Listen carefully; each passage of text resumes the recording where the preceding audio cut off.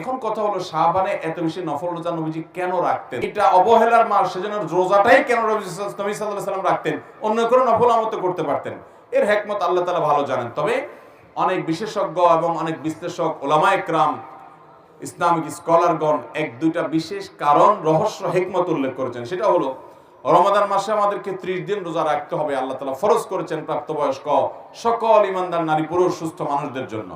তো সেই রমজান মাসে যদি আমাদের রোজা রাখা লাগে, শাবান মাস থেকে যদি আমরা 2, 4, 10টা 20টা নফল রোজা রাখা শুরু করি, তাহলে রমজানের রোজা রাখাটা সহজ হবে। আগে থেকে অভ্যাসটা হবে, ওয়ার্ম আপ হবে, রিহার্সেল হবে, প্রস্তুতি নেওয়া হবে।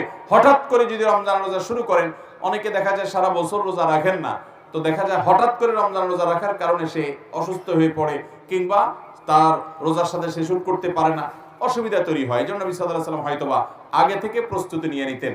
5 ওয়াক্ত নামাজের আগে, অনেক নামাজের আগে সুন্নত নামাজ আছে না নাই?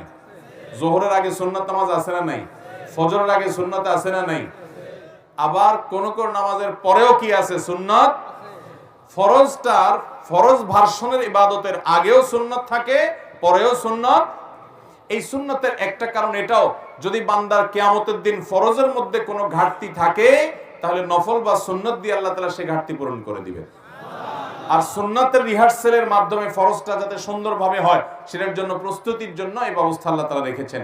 ঠিক একইভাবে রমাদানের 30 দিনের যে ফরজ রোজা আমাদেরকে রাখতে হবে, তার আগে শাবানে কিছু নফল রোজার অভ্যাস করা, আবার শাবানের পরে শাওয়ালের 6 রোজা রাখা। ওই 5 ওয়াক্ত নামাজের আগে পরে যেরকম সুন্নত নামাজ আছে, রমজানের ফরজ রোজার আগে সুন্নত রোজা আছে, পরেও শাওয়াল মাসে সুন্নত রোজা আছে। অতএব এই রোজাগুলো রাখবো তো ইনশাআল্লাহ। আমরা অনেকে আছি, এটা জীবনে প্রথম শুনছি যে শাবান মাসে আবার বেশি বেশি নফল রোজা রাখতে হয়। তবে শাবান মাস সম্পর্কে আমাদের আরেকটা জিনিস জানতে হবে। রোজা রাখতে হবে এটা তো আমরা জানলাম, আরেকটা জিনিস জানেন, সেটা হলো শাবান মাসের শেষের দিকে রোজা রাখা উত্তম না। রোজা রাখতে হবে শুরুর দিকে, মাঝের দিকে, এই দিনগুলোতে। শেষের দিনগুলোতে নবী সাল্লাল্লাহু আলাইহি ওয়াসাল্লাম রোজা রাখতেন না। কারণ হলো শেষের দিনগুলো যদি টানা রোজা রাখেন, তাহলে রমজান আর গায়রে রমজানের ভিতরে পার্থক্য হবে না।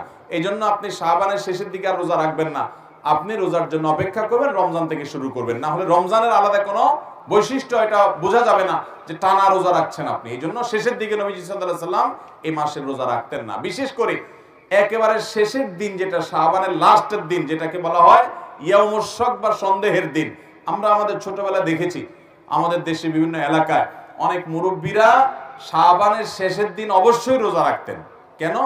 তারা মনে করতেন শাবানের চাঁদ, এটা রমজানের চাঁদ দেখা যায় নাই শাবানের শেষের দিন। ধরুন শাবান 30 হলো, তো 29 তারিখে চাঁদ দেখা যায় নাই সারা দেশে, ওনারা 30 তারিখে শাবান, কিন্তু সেদিন তারা রোজা রাখতেন। কেন?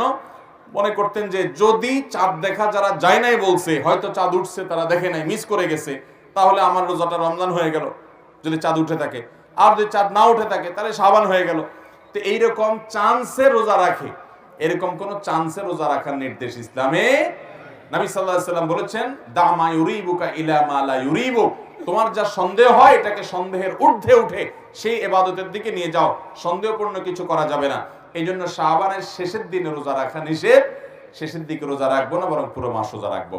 শাবান উপলক্ষে তৃতীয় কথা হলো, আম্মা জান আয়েশা রাদিয়াল্লাহু তাআলা আনহা, তিনি সারা বছরের যে তার ফরজ রোজা, ভাঙতি রোজা ছিল, মহিলা মানুষ হওয়ার কারণে রমজানে তার যে ভাঙতি রোজা থাকতো, সেগুলো সারা বছর তিনি রাখতে পারতেন না। কেন রাখতে পারতেন না? কারণ একদিকে সোমবার, বৃহস্পতিবার, আইয়াম বীজের রোজা, এগুলো নবীজি রাখতেন, তিনিও রাখতেন।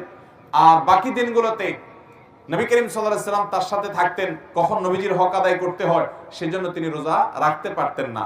এগুলো শেষ পর্যন্ত শাবানে আসলে নবীজি পুরো মাসই নফল রোজা বেশিরভাগ রাখতেন দিনগুলো, ওই ফাঁকে তিনি তার ফরজ রোজাগুলো রাখতেন। এই জন্য এখান থেকে বোঝা যায়, যদি আমাদের কারোর আগের বছরের ভাঙতি রোজা থাকে, অসুস্থতার কারণে, সফরের কারণে, মহিলাদের মাসিকের কারণে, তাহলে সেই রোজাগুলো শাবানের মধ্যে রেখে ফেলা উচিত।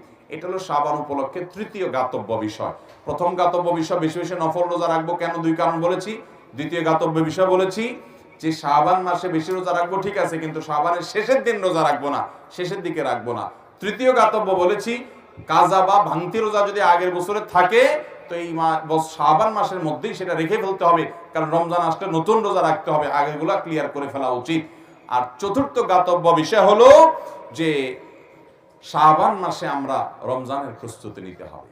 কিসের প্রস্তুতি নিতে হবে? কিভাবে প্রস্তুতি নেবেন আমি বলি। আমাদের দেশের রমজানের প্রস্তুতি নেওয়ার একটা চিত্র আছে ভাই। চিত্র হলো, ধরুন সাধারণ মানুষ রমজানের প্রস্তুতি নেয় কিভাবে। রমজানের আগে দেখবেন, শাবানে বিশেষ করে শেষের দিনগুলোতে দেখবেন যে বাজার থেকে তেল, চিনি, সয়াবিন, ভুসি, ছোলা, খেজুর এগুলো কিনতে কিনতে মানুষ কাহিল হয়ে যায়। কারণ রমজান আসতেছে। কারণ কি? রমজান আসছে, তার প্রস্তুতি হিসাবে ছোলা, চিনি, বেগুন, বেসম আর তেল, খেজুর এগুলা কিনতে কিনতে আমরা কাহিল। আমাদের কেনার স্টাইল দেখে মনে হয় যে একটা খানার মাস আসতেছে। এই পরিমাণ ক্রাইসিস প্রতি বছর রমজান উপলক্ষে হয় যে বাজার সামলাইতে গিয়ে সংশ্লিষ্ট যারা আছে বেচারাদের গলদঘর্ম হয়ে যেতে হয়, অবস্থা কাহিল হয়ে যায়। কারণ এই পরিমাণ খায় পাবলিক যে খানার ডিমান্ড এই পরিমাণ হয় যে বাজারে সাপ্লাই দিয়ে পারে না। এই চান্সে আপনার দাম বাড়ায় দেয় অসাধু ব্যবসায়ীরা। অথচ রোজার মাসে আল্লাহ তাআলা দিনের বেলা পুরোটাই খানা বন্ধ করে দিয়েছেন। অন্য সমস্যাতে এই সময় খানা আরো কম হওয়ার কথা, কিন্তু আমরা এসা খানা খাই। আবার এই বেশি খানা খাওয়ার জন্য একটা জাল হাদিস বানায় নিয়েছে। সেটা কি? রমজানে খানার কোনো হিসাব নাই। শুনছেন নি আপনারা এই হাদিস? রমজানে খানার নাকি হিসাব নাই। আরে ভাই, রমজানে খানার হিসাব আরো বেশি দেওয়া লাগবে, কারণ ইবাদতের মাস। তুমি বিনা হিসাবে খাইলা, রমজান মাসে দুপুরবেলা খাইলা, যে খানার হিসাব নাই, মুগুর একটাও নিচে পড়বে?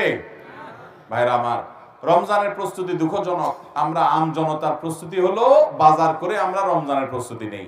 আর দোকানদারদের প্রস্তুতি কি? বিশেষ করে মুদি দোকানদারদের প্রস্তুতি হলো রমজান আসছে, চিনির বস্তা, সোলার বস্তা যা আছে এগুলো সব দূরে সরে আউট কর, নাই কিছু নাই, এরপর দাম বাড়ায় তারপর বিক্রি করব।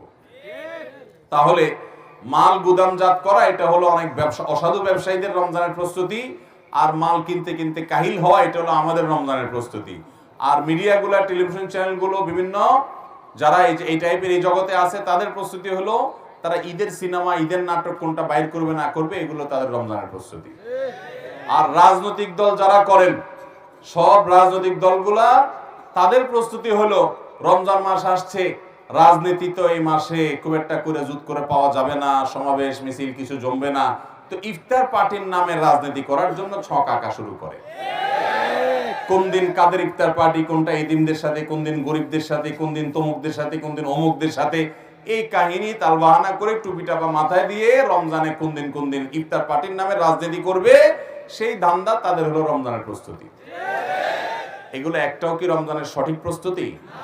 রমজানের প্রস্তুতি হবে যে আমি রমজানে যাতে ইবাদত বন্দেগী করতে পারি, সেজন্য আগে ভাগে সমস্ত ঝামেলা শেষ করে ফেলবো।